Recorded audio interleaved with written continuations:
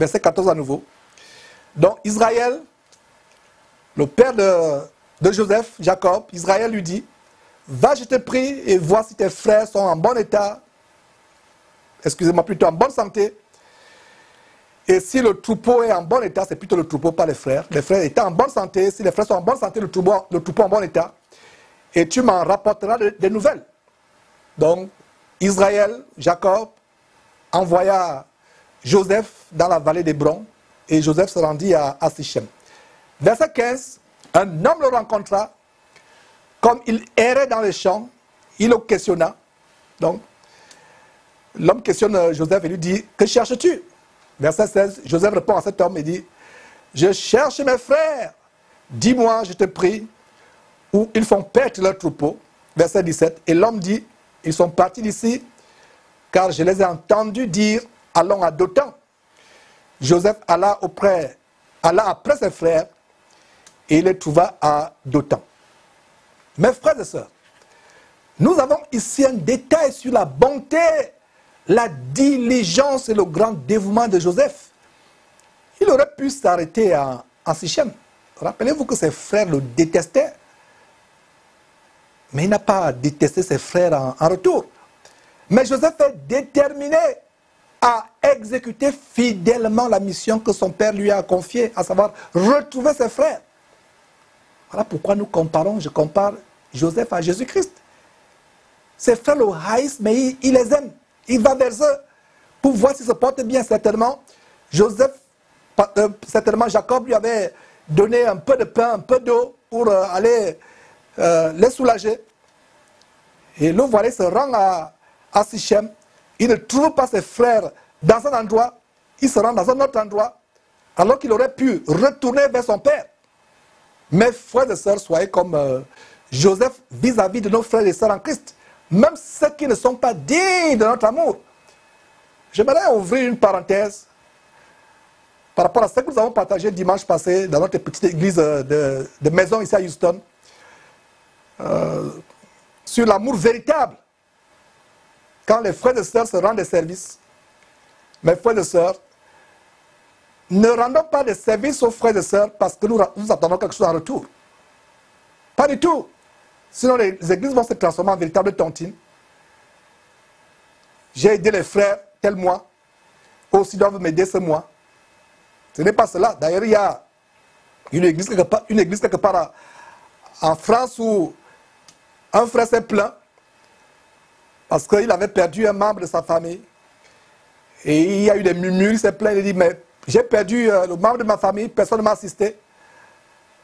Alors que quand il y a des malheurs, des décès, etc., je vous assiste. L'église n'est pas une tontine, au point où j'aide les frères et sœurs, je m'attends à ceux qui m'aident aussi quand je suis dans le malheur. Si tu aides un frère ou une sœur parce que tu t'attends à ce que ce frère t'aide plus tard, tu ne reçois aucune bénédiction de Dieu. Aidons les frères par amour, sans attendre rien en retour. Faisons-le comme pour Dieu et non comme pour les hommes. Sinon, on le fait pour être bien vu des hommes, pour plaire à la sœur, pour plaire aux frères. Non, nous le faisons pour Dieu. Et ça évite les murmures dans l'assemblée. Parce que beaucoup d'églises, même les églises de maison, de fois, sans le savoir, on devient, sans le savoir, une tontine. Vous vous attendez à ce que les gens vous aident parce que vous avez passé le temps à aider les autres. Et je rends grâce à Dieu de ce que dans notre petite église, il y a un nouveau don que j'ai découvert, le don de libéralité. C'est une habilité, les gens cherchent seulement le don d'enseigner, le don de prophétiser, le don d'avoir des visions. Mais il y a un don, le don de secourir, le don de soulager, le don de libéralité, c'est un don qui existe et beaucoup de chrétiens ne cherchent pas ce don. Je rends grâce à Dieu de ce que nous avons cela dans notre petite église. Comment l'amour est en train de s'installer, de se bâtir. Et vous qui faites partie de cette petite église, ne me faites pas avoir honte plus tard si un jour on apprenait que ce que Georges disait est faux. Parce que voilà ce qui se passe en réalité. Que j'aurais honte ce jour-là. Donc le fait pour moi que je dise ceci, c'est encore un très grand défi à rester dans ce standard d'amour les uns pour les autres. Et ce n'est pas un amour qui est venu du jour au lendemain. C'est un amour que nous avons eu à travailler, se supportant les uns envers les autres, mettant les points sur les i quand il fallait mettre les points sur les i, confrontant certaines choses. Mais nous voyons comment l'amour est en train de s'installer. Petit à petit, nous rendons grâce à Dieu pour cela. Donc, voilà Joseph qui n'aurait même pas eu de préoccupation vis-à-vis de ses frères. Mais il est parti à cause de quoi? À cause de l'intégrité. Voilà un détail de ce que Joseph craignait Dieu. Donc, n'aidez pas les frères pour vous faire voir. N'aidez pas un frère ou une sœur en faisant les mathématiques, les calculs. En vous disant, moi aussi, quand j'aurai un problème, il va m'aider. Sinon, c'est des aides investissement. Et quand je partage ces réunions, Sostel a sorti le mot le soutien investissement ou aide investissement. J'ai aimé cela. Ça veut dire que vous aidez, c'est un investissement. Le frère malheur, je l'aide parce qu'un jour, je serai aidé. Ça, c'est la malice. Ça, c'est les aides investissement.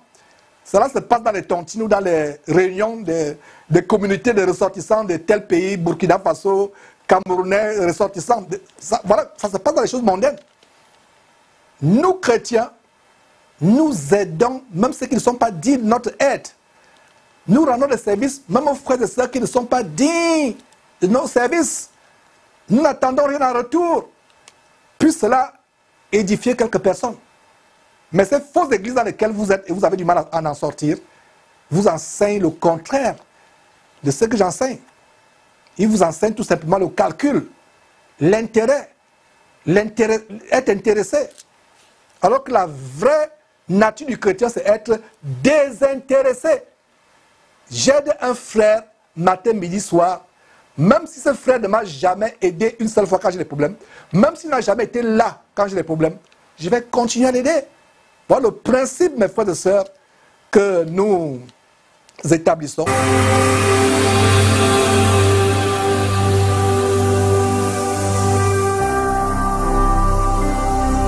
Jésus-Christ TV, vous connaîtrez la vérité et la vérité vous affranchira. Mes frères et sœurs, nous allons continuer avec cette émission. Et avant la pause, il y avait, on a reçu cette question d'un frère, Kalou Abba, je ne sais pas si c'est un frère ou c'est une sœur, Kalou Abba sur YouTube, qui débat de ce qu'il y a des personnes qui ne sont pas dignes d'être aimées. En fait, c'est une manière de vous expliquer que même si humainement, selon le monde, cette personne vous a tellement fait du mal que même devant Dieu, cette personne passe pour une personne méchante. Même nos ennemis, nous leur faisons du bien. Voilà, c'est une précision.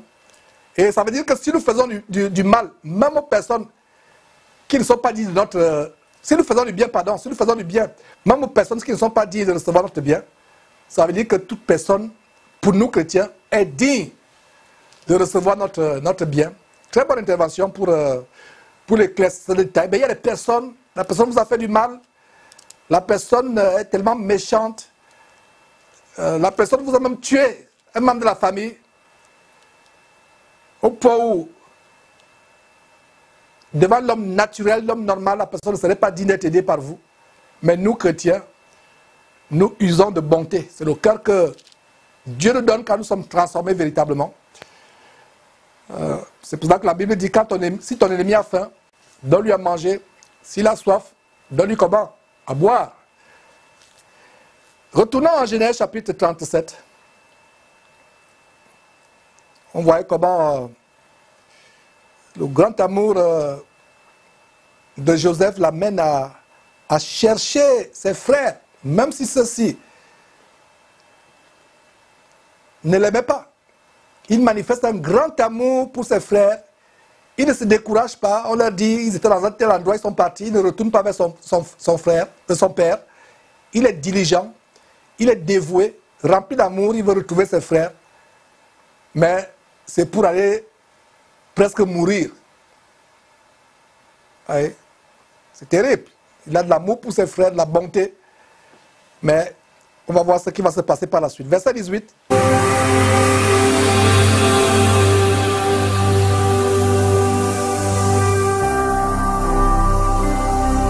Jésus-Christ TV. Vous connaîtrez la vérité et la vérité vous affranchira.